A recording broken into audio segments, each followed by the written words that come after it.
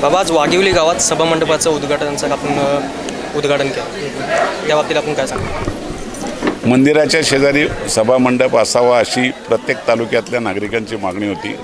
जवळजवळ आपण 175 गावांना सभामंडप दिलेले आहेत.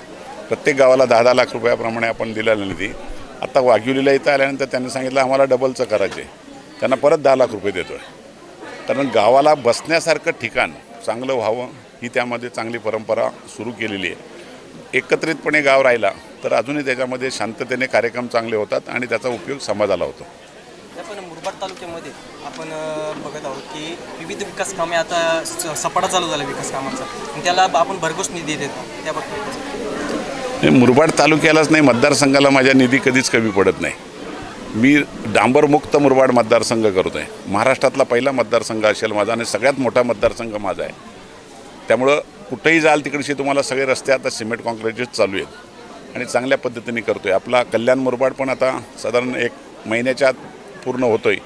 तोसुद्धा पूर्ण सगळ्यात चांगली क्वालिटी त्या रस्त्याची झालेली आहे आणि चांगल्या पद्धतीने झाला. मुरबाड शहराला एक नवीन लूक आलं उड्डाण पूल टाकल्यामुळं.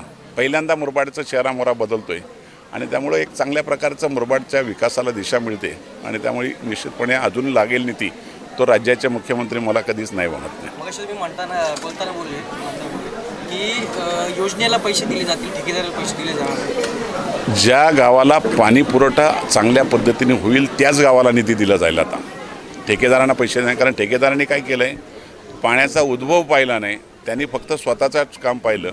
त्यामुळे ज्या ठिकाणी उद्भव नसेल त्या ठिकाणी पैसा 1 रुपया दिला जाणार नाही. कुठंतरी ठेकेदारावर टांगती तलवार निश्चितपणे, कारण त्याला करावं लागेल. कारण माझ्या भगिनींच्या डोक्यावरचा हंडा खाली उतरणं हे स्वप्न आहे आमचं, ते पूर्ण करायचे.